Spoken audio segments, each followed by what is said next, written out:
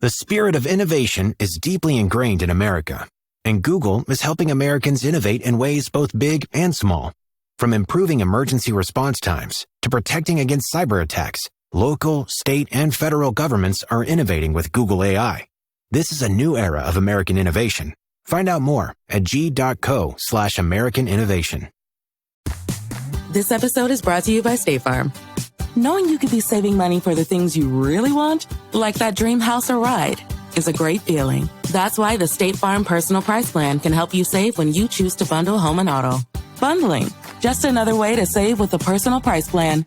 Prices are based on rating plans that vary by state. Coverage options are selected by the customer. Availability, amount of discounts and savings, and eligibility vary by state.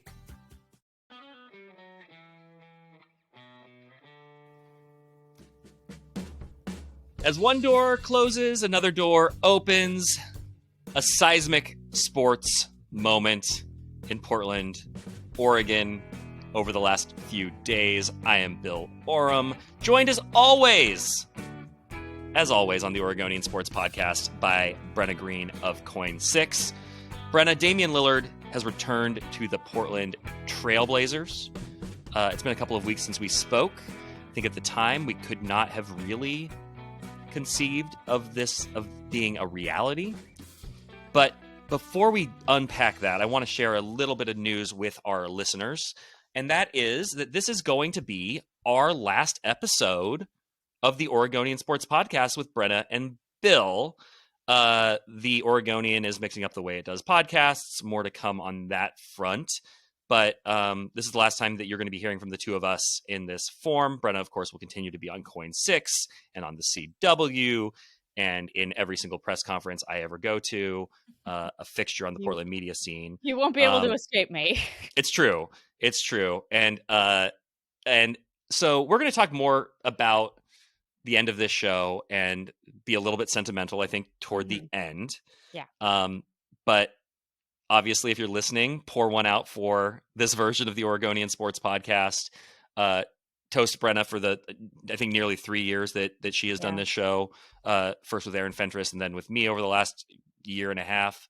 We've had a lot of fun, gotten to bear witness to a lot of history. This podcast, this version of the podcast, has spanned the death of the Pac-12, the exit of Damian Lillard, the return of Damian Lillard. It's wild. It really is wild to think that my first year in Portland, I covered Damian Lillard with the Blazers, and now we are back with Damian Lillard with the Blazers.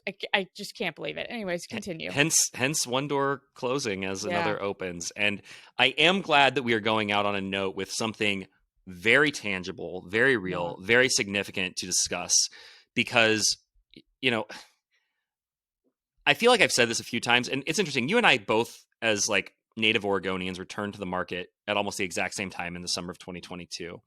And I feel like we have said this several times in those 3 years, that like this is as big of a sports story as we have had in Oregon ever. And I would just put, you know, obviously Oregon making the run to being number one in the country and the Rose Bowl against Ohio State. But now Damian Lillard returning to the Trailblazers after what was an awkward breakup, an acrimonious breakup. And now like all peace and love as he comes back. He makes up with Joe Cronin. We hear him talk about misunderstandings and miscommunications in the press conference on Monday evening. New co-host for the podcast if you're watching on YouTube. And I've been replaced. This is my replacement. Just another blonde hairspray right here. Yeah. But so Brenna, while I work, only people who are deep in Twitter lore will understand that reference. Thank you Brenna, to Dan Dakich. While I work on a little bit of crowd control here, I would love to hear your just overarching thoughts on crowd control has resolved itself. It looks like your overarching thoughts on Dame returning. Were you, when you saw Damian Lillard get waived by the Bucks, or the news that he was getting waived by the Bucks on July 1st, did you think this was the likely outcome?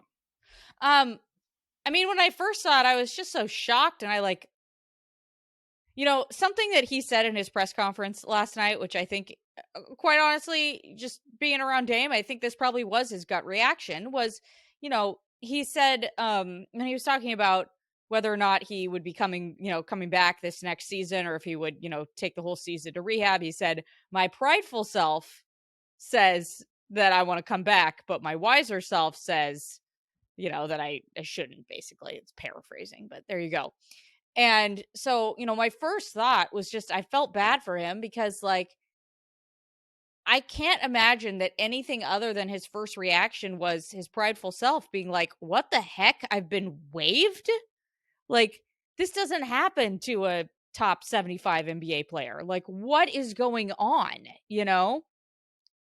And so at first I felt bad for him because it was like, I do really genuinely believe it's probably his first gut reaction was like, this is embarrassing. Like, what the heck? And maybe and maybe within a few minutes he realized the value of it. But I think that knowing Dame didn't want to be waived. That's just not how he operates. There's no part of him that's like, oh great, I get to go do whatever I want to do. Like, right. I did not like. I understand like the sort of like controlling the narrative out of that like Dame gets to be a free agent. He gets to choose where he wants to go. He gets to rehab on his own terms. Like, I got all of that. But I didn't love the idea that like Dame getting waived. Oh, and he was going to get paid more. That like Dame getting waived wasn't still like cold business. Like, that's like the cruel reality of the business. It's like you suffer an out of nowhere injury that changes your life, and then they say we don't want you. Like, that's still cold. And also, like, I mean, we forget that he had blood clots that he came back from relatively quickly to play for his team. And I mean, forced his way back. Victor Wembanyama just got cleared, and his blood clots popped up before Damian's did. So, like, it was just, he really sacrificed himself in a way. And I think people kind of forget that part of it as well. So yeah, my first reaction was that. And then in the days following, and I'm sure that you had heard the same things.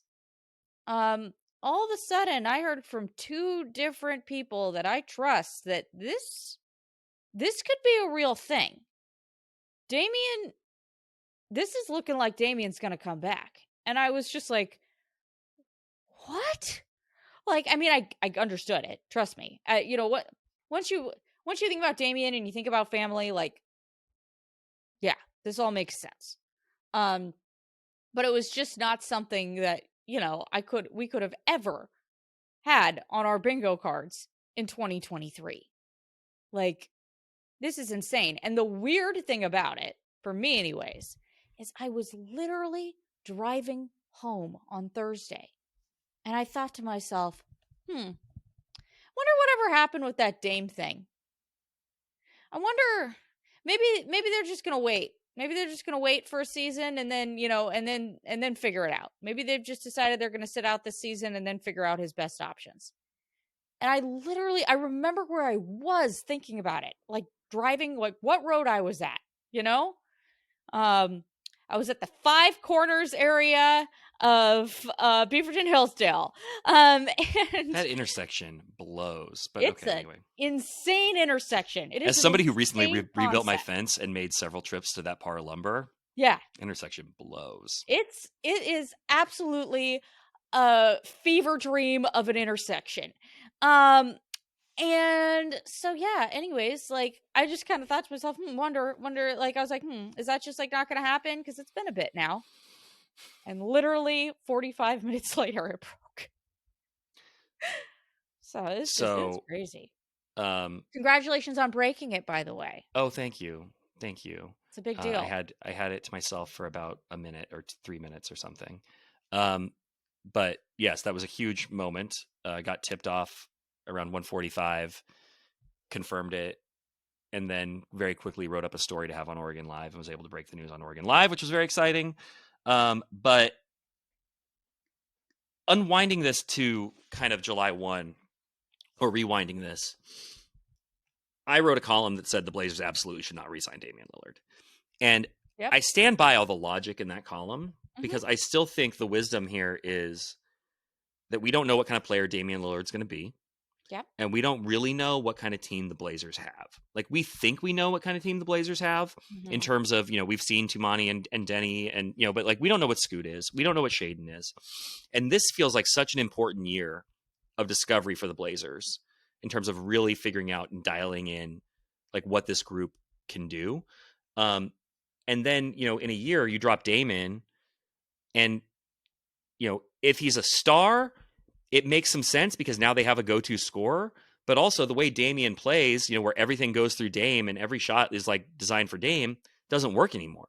So what you're really going to need to do is ask Dame at 36 years old to change the way he plays. And one thing Chauncey Billups told me yesterday, I had a long conversation with Chauncey after the news conference. I wrote about it. We'll get into more of it. But one of the things he said was what he sees in it as an advantage here is that it gives Dame a year to watch and absorb the way that this team plays and then to integrate himself, as opposed to, because they don't want Dame to come back and play the same way he did. Not just because he's 36 and coming off the injury, but because the way Dame plays and the way Dame had to play with those teams his first 11 years doesn't work for this roster anymore, which is, defense, pace, ball movement. It doesn't work to have Dame come up and I mean, Dame will still shoot 40 footers, don't get me wrong, but like there's going to need to be an adjustment on Dame's part for this to work. If he's even, some version of the same guy. And one thing Chauncey said was if he's at 80%, he's still better than 80% of the league, which, it's probably a platitude and a talking point, but like there's some truth there. Like 80% Dame is still really a really, really good basketball player. I just think it would have made more sense. And but obviously I'm not Dame. Like the family component is massive. Like, and the uncomfortable truth is that he recently went through a divorce. Divorces are messy. I think that is still being sorted out in court. If you've read what our editor Therese Bottomley wrote recently about like kind of some of the, the court sealing documents related to that divorce, don't exactly know what's going on with his children and custody. This puts him right in proximity to his children every day. And, when he gets healthy, he will be in proximity to his children every day. And, very sweetly, he said in the press conference that, his, I think it was his daughter who said, when he signed the contract, so we don't need to fly to Milwaukee anymore. Like anybody can relate to that. But the Blazers also have to be looking out for the basketball interest here. And so I just think it's a really interesting question of, does this make basketball sense? What has to happen for it to make basketball sense? Can Dame be the guy? Because Dame could go to Miami and not have to be the guy. Dame could go to Houston and not have to be the guy. But in Portland, where he is an absolute legend, he is going to be the guy on almost any version of this team that you could imagine, especially now when he's going to be figuring out who he is as a player, like on the fly in 2026, 27. One thing that I want to touch on as it relates to the injury, because Chauncey Billups tore his Achilles at 35 as well in 2012, I believe February 6th of 2012, playing for the Clippers, had gotten waived by the Knicks. And he came back 10 months later, less than 10 months later, November 28th. And if you go back to those days of the Achilles injury, Kobe Bryant was obviously an anomaly. Kobe came back in 6 months. Everybody knew that was a bad idea. And then Kobe ends up breaking his knee, and these things are all related. Dame is not doing that. And, Jason Tatum's not going to do that. And Tyrese Halliburton's not going to do that. And so Chauncey said, yesterday that the technology and the treatment and the therapy is all light years beyond where it was 13 years ago when he tore his Achilles. But I also think that there's an awareness that like this injury really takes time, and you really need to spend time, not just getting the Achilles strengthened, but strengthening everything around it. And it's an opportunity to take care of all the other little nagging things and all the other like weak points in your body. So, Chauncey came back in 10 months. Dame is trying to come back in, like 18, I think is roughly what it's going to be. If you say October of 2026, I think that's massive. The technology is totally different. I still don't think there are that many examples that you can point to of guys who came back and were their old selves. There just aren't. Like, I mean, KD is the one. Klay Yeah. Thompson is still in the league and playing at a high level, but he's not the same guy. No. And after that, it's like, Wesley Matthews was not the same guy. And these are role players, of course, but like not the same guy. Rodney Hood, not the same guy. DeMarcus Cousins almost never played in the NBA again. So it's like, where is the room for hope that it's Dame outside of the fact, that there's just the confidence you have in him as a dude and as a competitor and as a mentally strong guy. Like, Joe Cronin told me, it's like, hey, if there's one guy who can do this, it's Dame. And like, you love that spirit, right? Like, of course, I think you feel that way about the guy. But like, I'm a skeptic and I'm a cynic because I heard that about Kobe for 3 years, like every day. Like, if there's one guy who can come back from this, it's Kobe, and he couldn't. And he was, he was roughly the same age as Dame, but like he also had way more miles on his body, and had just been doing this since 18 in the NBA. It just was different, I guess. But I just think it's a really fascinating question of what kind of player he will be. And I've kind of hijacked this, but like, I'm really fascinated by the question of what kind of player he will be, because the basketball component of this, in my opinion, hinges on what kind of player he is when he comes back. That's the column I wrote today. And I thought Chauncey's insight, I thought Chauncey's insight was really good. Yeah. I mean, I think this year is really, really important for him to get acclimated on the team, but also for him to figure out his role on the team, because as you said, it cannot be the same as it was prior. That doesn't mean he can't have crazy nights where he goes off and things like that, but generally, like, his place in the NBA when he returns, and this would be anywhere, to be completely frank with you, would probably be different. It's just, that's what happens when you're 36 anyways, probably. But when you're coming off of an injury like that, it feels a little bit more definite. And so, I think something that was encouraging that he kind of said out of nowhere that I thought was one of the more interesting quotes of that press conference was him talking about how he feels like he is better, just generally as a player, as a leader, whatever you want to call it, when he's around younger players, because he feels like he can pour more into them than compared to the Milwaukee team where he had a lot of older players around him. I thought that was a really insightful, interesting quote, especially in the context of this Blazers roster. And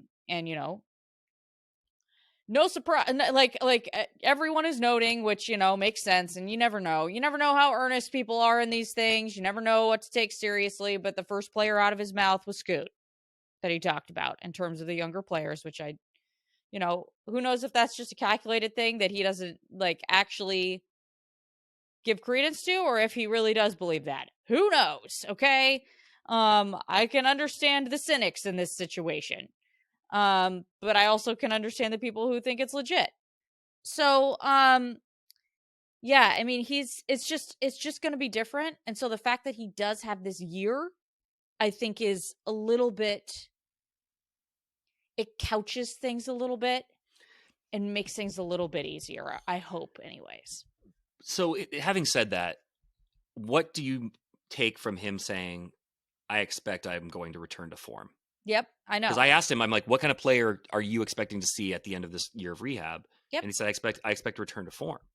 And returning to form, by any interpretation, would be the same player, the guy who was averaging 25 points a game last year, who shot 37% from three in his career, who, was an all-star for the 9th time last year. He's putting this expectation on himself that he's going to come back as an all-star level player. And maybe that's just part of the mental battle. Yeah. But also, if the Blazers are counting on him being an all-star caliber player when he comes back, I think that's where they potentially get into trouble, and where you end up with a disconnect between the player and what the team actually needs. Yeah. Because in my purview, I don't think that player fits in the timeline of what the Blazers ultimately are trying to do, and also fits with the style of play. I don't think Damian is like an awful defender by any means, but I definitely don't think he's known for his defensive prowess. Let's put it that way. And it's been very obvious that defense has been a huge emphasis on this team. Huge. Well, you can have a good defense that's built around one player who doesn't really defend. Yep. Like, the Rockets had agree. done it, in the James Harden years, and it's doable, right? Not every superstar is out there defending at an all defensive level at all. But it's just a really interesting, I think you are making just like a very astute point here, where the Blazers were going down a very, very, very specific path that was designed to move away from basically everything they embodied as a team when it was Damian Lillard's team. Mm-hmm. And then Dame becomes a free agent unexpectedly. He wants to come back. You want to be a franchise that keeps the door open, leaves the light on for your greatest legends. Like, that's how you build credibility with players around the NBA. Imagine the disaster that it would be for the Blazers with this fan base if it was reported that Damian Lillard wanted to come back and the Blazers told him no. Yeah. Now, I think there's an argument that would have been the right basketball decision. Yeah. But what a disaster in terms of the image of the team around the league to players and the fan base, which, by the way, I have not heard from too many fans who think this is a bad idea. Like, we're discussing this at a pretty analytical level and, thinking a couple years down the road. I think most fans are just happy with how good this feels. It feels good that Dame is back in Portland, and like, we'll figure the rest of it out later. Mm-hmm. So I do think Joe Cronin was probably backed into a little bit of a corner here. Like, he might've liked the idea of Dame back, but like, I don't really know when it was all said and done how much of a choice he had here once Dame established that he wanted to come back. And so now you are basically trying to fit a bit of a square peg into a round hole. And that's, like you said, this year is really important because if it's going to work, if Dame is going to be a high caliber player when he comes back, you need him to make adjustments to the way he plays. And this year gives him a chance to really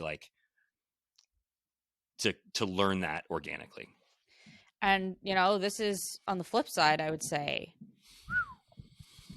this is do or die year for Scoot Henderson, my friends. Correct. Like, either you're going to be the man or you're not going to be the man. And we're going to have Damian starting next year. So this is just, it's going to be an absolutely, I don't remember, maybe it probably out of the Western Conference Finals, but before that, like, there has not been a more interesting Blazers season preseason than this one since I've been back, for sure. Sure. No. The intrigue level on this season and the stakes of this season feel really high relative to where this team has been. And this was always going to be a year where I felt like we were going to learn a lot about Scoot and Shaedon. Mm-hmm. Which one of them, either of them going to be, are they going to pop and to show that they really belong? Is Scoot going to emerge as a real, like, starting caliber point guard in the NBA? Like, I think Scoot's an NBA player. I think we've kind of had that conversation. I've turned the corner to that. But like, is he a franchise point guard? Or is he like a third guard who comes off the bench? Everybody says he's had an amazing summer. Like, every NBA player, like, you ask the people close to them, they've had an amazing summer. But, there's been a lot of really positive, messaging about like the work that Scoot's been doing. He's been in LA this summer. He's been working with I don't want to get it wrong, but one of the kind of prominent trainers down there. There was a video of him working out with Derek Fisher. He's putting in the work this summer. He looks physically really good. He's participating in like, kind of that open gym scene in LA. So there's a lot of hope that Scoot is going to take a big step this year. And it's a really interesting problem to have if Scoot and Shaedon both like take huge jumps this year, and then Dame comes back, and you still have Drew Holiday. Like, what does and Drew Holiday probably is the odd man out in that scenario if he is tradable and like, maybe recoup some trade value. But I am fascinated to see what that looks like if Scoot and Shaedon sort of take command of this year, and then you drop Dame back in. I mean, the Blazers would tell you that's a good problem to have, but like I told somebody with the Blazers last week, you know, it's another word for a good problem, a problem.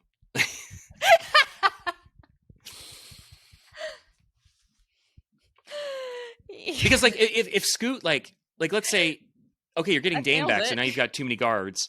You know, maybe in one sense you'd be like, oh, we can trade Scoot for somebody who balances our roster better. Why on earth would you trade the 21-year-old guy who is like finally coming into his own to placate the 36-year-old coming off of a horrible injury who, you know, you just don't know how much is going to be left. Like, that would be a terrible decision. So, I mean, I just think it's going to be I don't want to steal this from Mike Richman, who has his own podcast, Locked On Blazers. So I don't want to take credit for this thought. And I think he said it on his own show.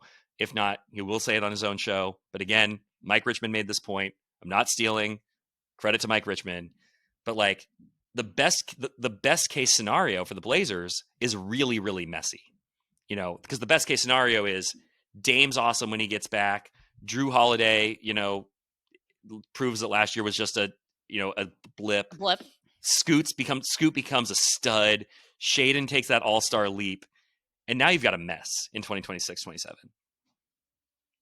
So, I mean, if the best case scenario is really messy. If Giroux's good, he'll like, that's fine.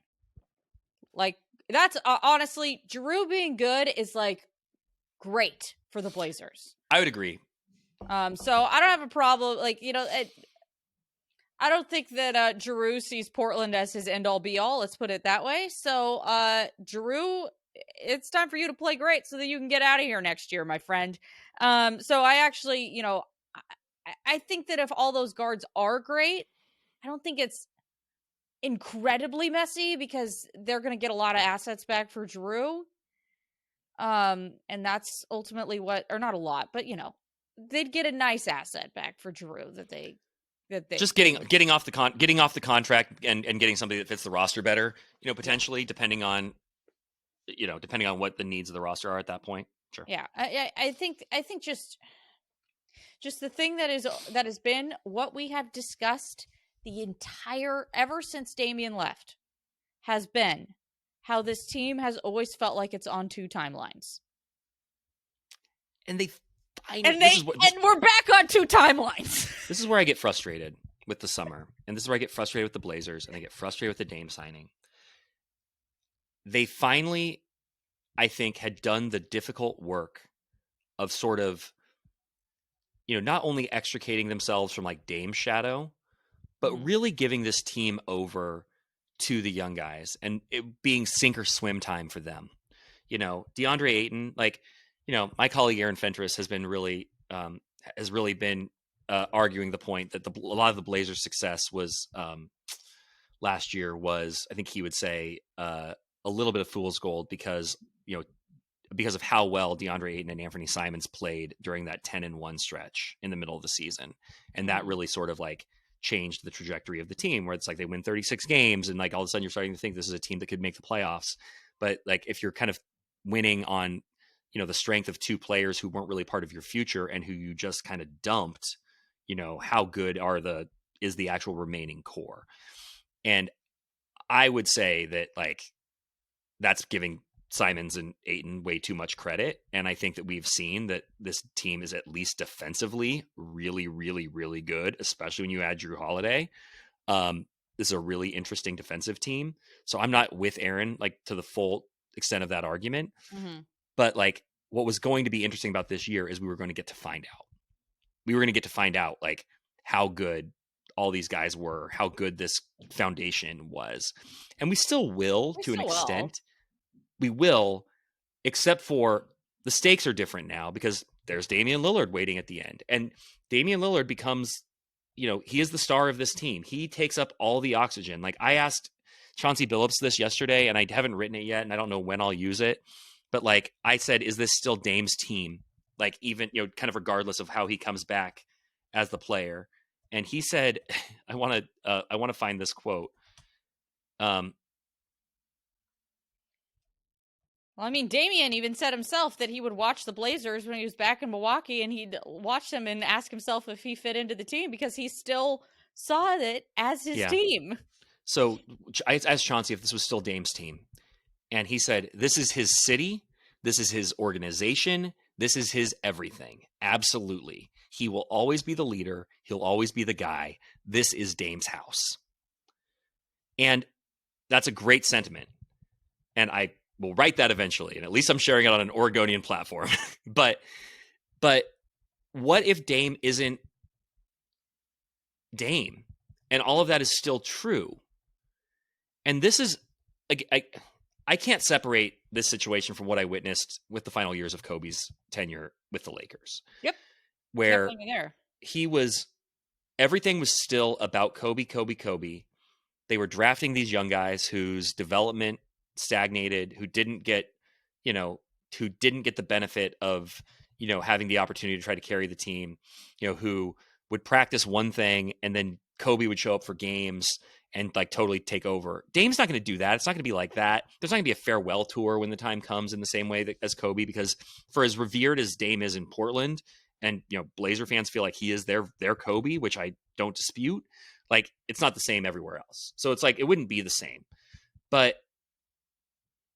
if your focus is on, or if you're building everything around a player who can't deliver at the same level that he used to when you built everything around him, then you have a franchise disconnect and you're kind of stuck.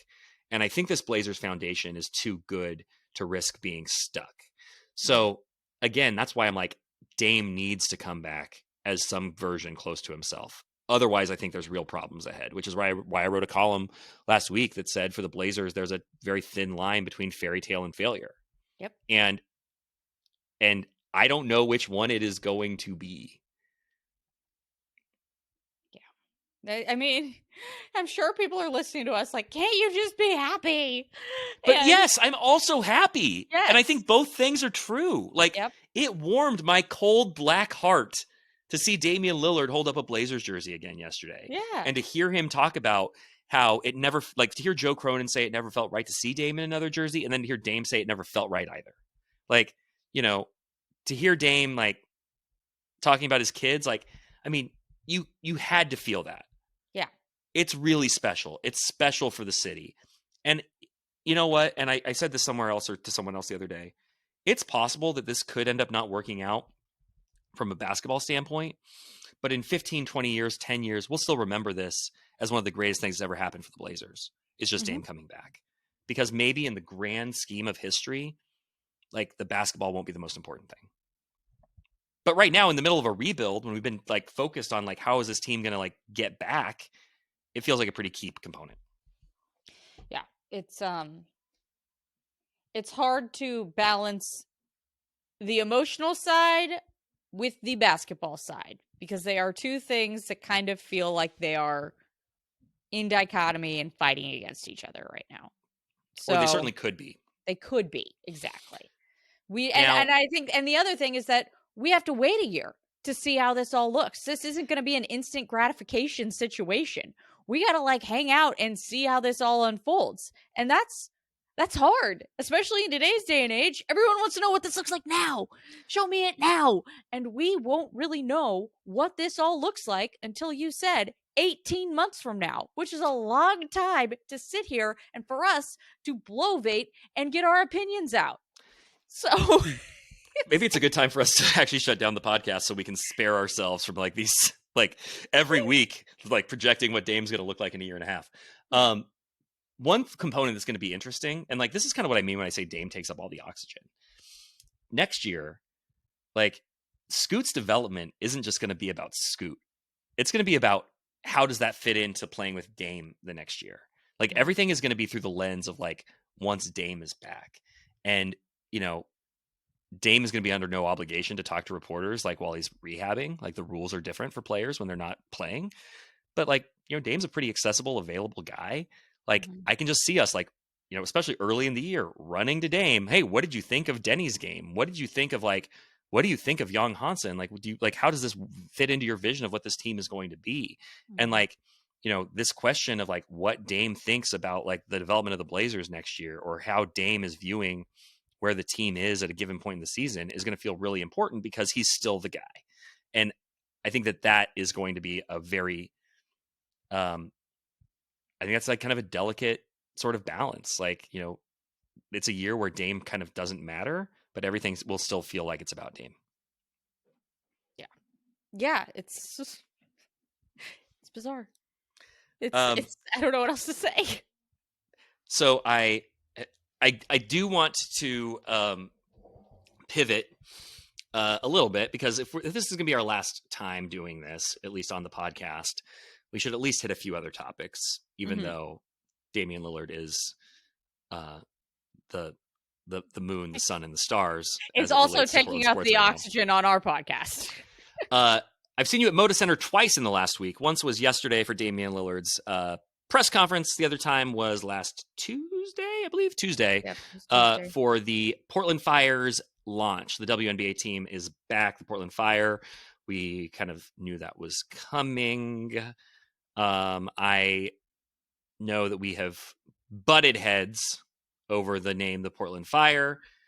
Now that the team is here, the launch has happened. 11,000 season ticket deposits have been made and counting, by the way. There is a logo. There are 3 logos. What do you make of the current state of Portland's WNBA resurgence with the Fire?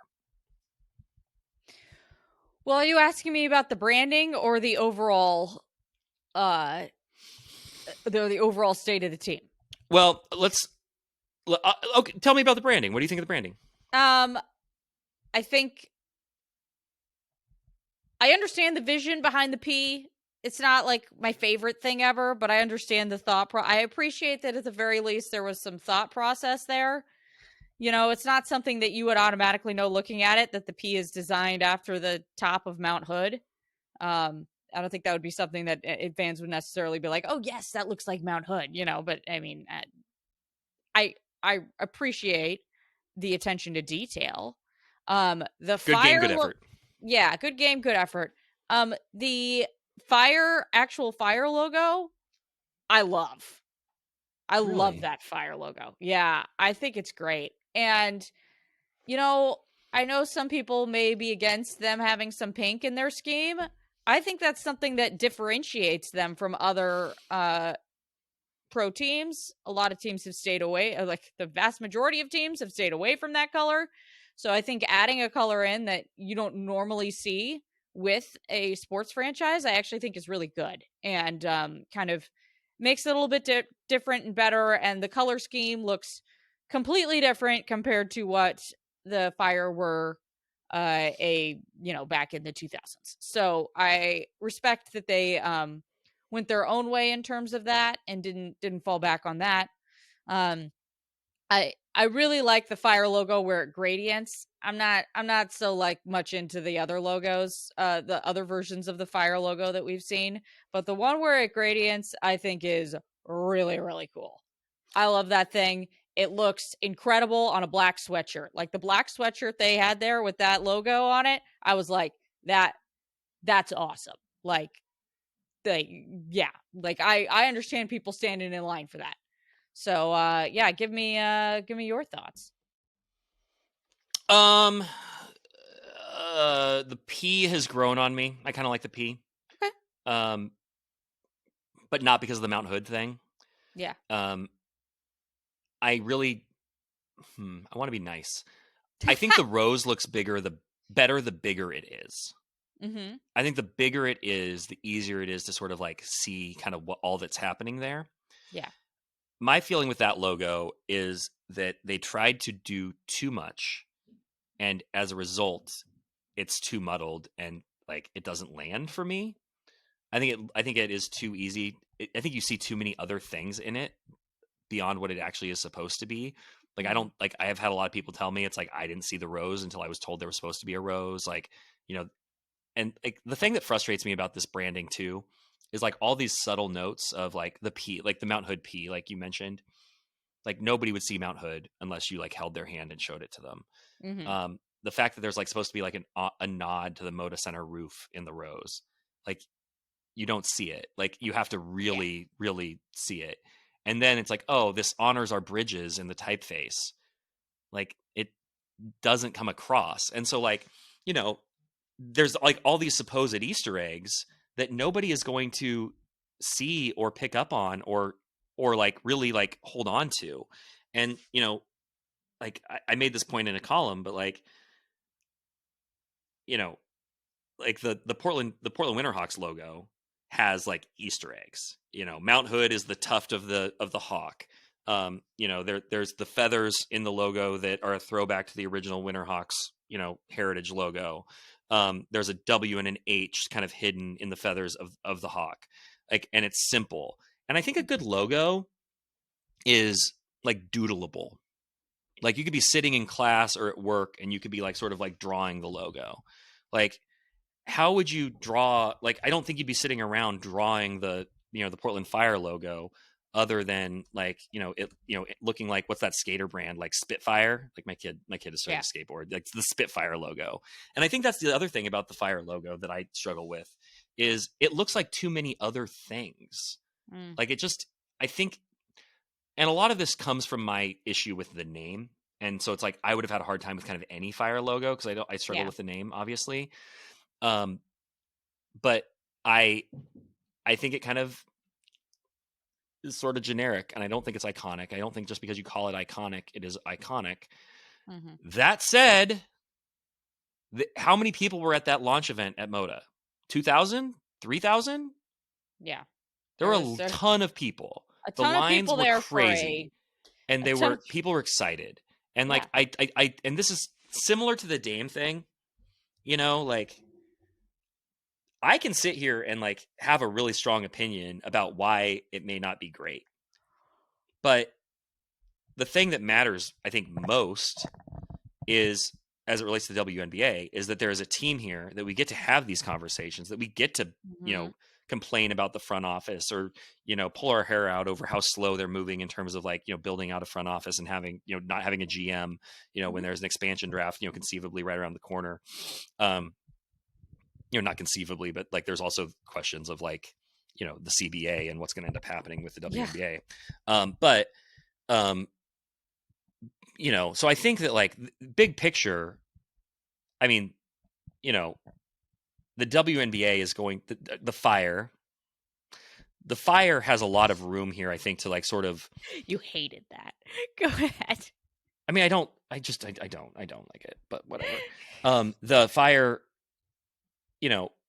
there's so much excitement and enthusiasm and passion for this team already here that I think it's going to forgive a lot of these growing pains, or at least what I see as growing pains. I think a lot of other people do too. But like I have friends who were like excited to buy merch and then they saw the brand and they're like, not really that excited anymore. Maybe I don't really see myself wearing that. But like clearly a lot of people disagree. So, I for the merch box was insane. No, I know. And I talked to Lisa Bethal after the event, or as the event was wrapping up, and she said like, "Oh, we thought we had ordered enough merch to make it through our first season, and like we have to rethink that now." And it's like, well, if you thought that like, I mean, you underestimated the enthusiasm and passion of people in Portland for women's sports, for women's basketball, for repping their brands. I mean, like, how many Portland Pickles logos do you see around town? Like, Portlanders love repping Portland brands. I mean, I'm wearing a brand of a Portland company right now. It's like, we love repping our stuff. And so, I think that that's, another piece of this. I also will acknowledge that most logos suck in the beginning, and then they kind of become normalized and people get used to them. And like, there's usually backlash to new branding because new branding is new and it takes a while for people to get used to it or to get on board with it. So I think that's another component of this too. But I mean, I think my biggest takeaway from the event was it almost didn't matter if people liked the name or liked the logo. Once they got to launch and it was real, and like, and it became like, and the team was really here, and you could sort of feel the spirit of that community. It almost didn't matter how they got there. It didn't matter that they had made an abrupt change at the top of the power structure, 3 weeks before launch and 10 months before the season started. Like, I think that there's a really forgiving fan base here that's just excited that the team is here and is going to like really, really back this team once it starts playing. Well, this is a market that's hungry for more pro sports franchises, you Totally. know? So anything, like you said, anything that is pro, and especially a league that, you know, is on the come up right now in the WNBA, I think is going to be embraced.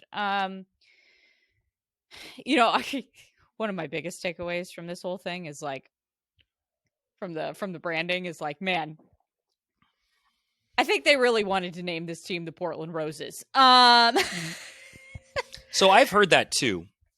And like not just within the branding, but like after the fact, I've heard that as well, that that Portland Roses was the preferred choice and that they just couldn't get the IP for it.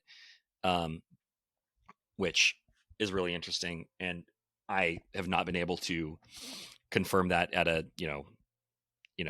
100% level, but that has certainly been some of the chatter around the naming and the branding.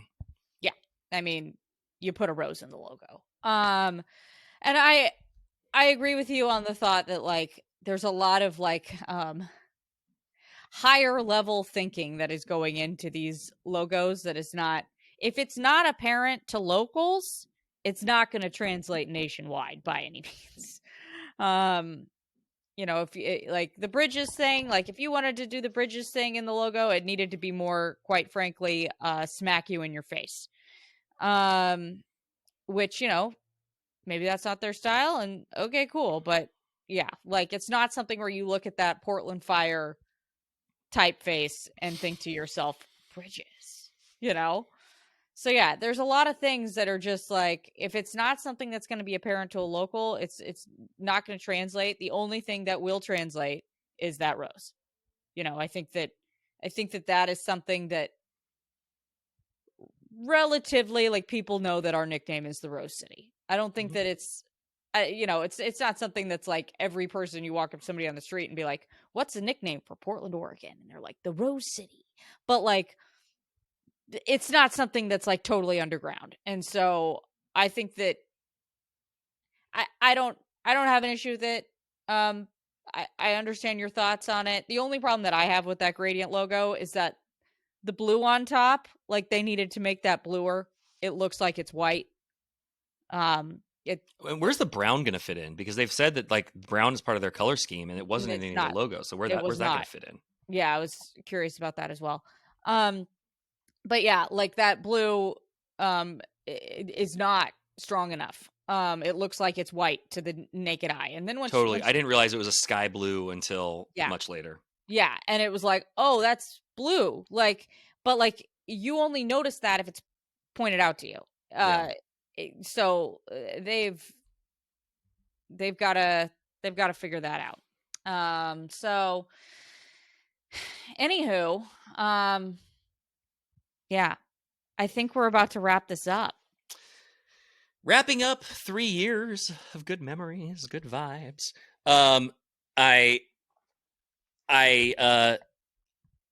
Before we go, I would just want to thank you, Brenna, for bringing your perspective and time and energy and personality and insight to this podcast, sharing it with the Oregonians readers. You know, I think it's been a lot of fun getting a chance to connect with listeners who have listened to, responded to, reached out to me. I think reached out to you with you know, feedback.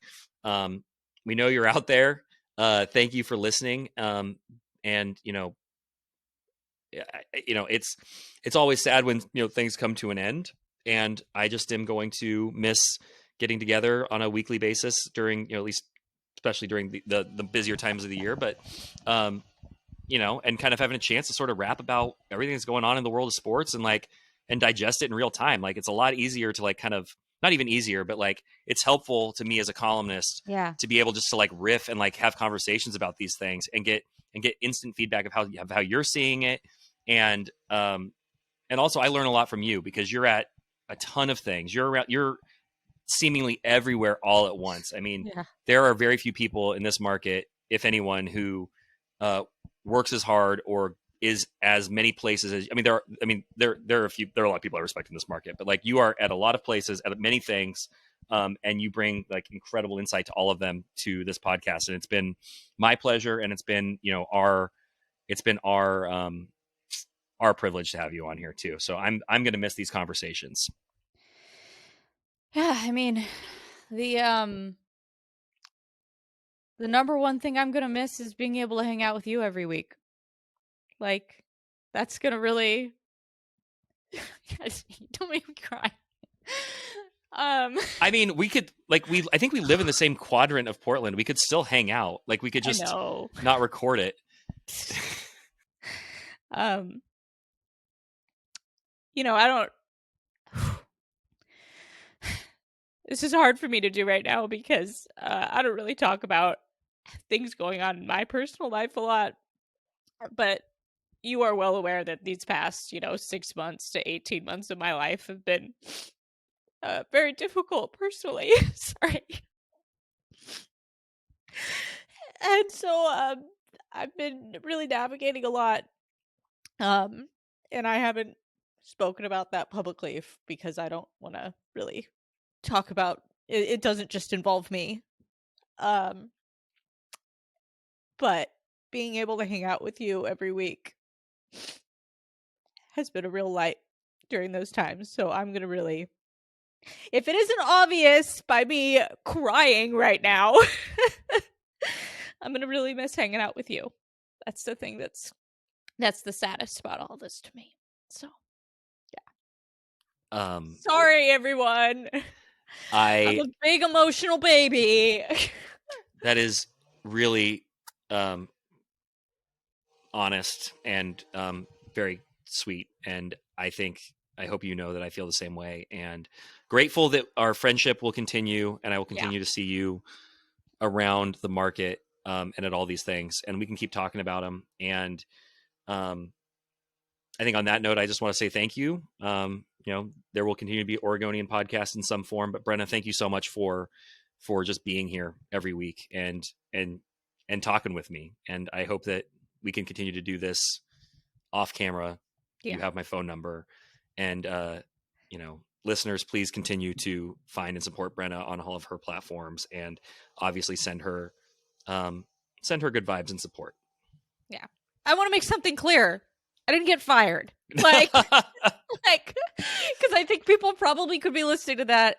From this podcast? Yes. Oh, no. No, this is from the Oregonian. We are reshaping the way we do podcasts. Some things have worked. Some things haven't worked. We're changing things up. Brenna did not get fired. We did not get fired. Yeah. So I just don't want people listening to this and thinking that, like, the reason why I am departing is because of any sort of situation like that. It's a reorg.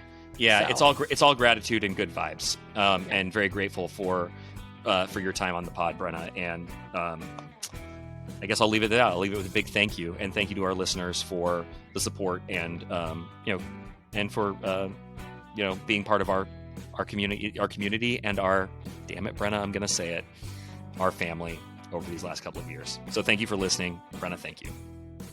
Thank you.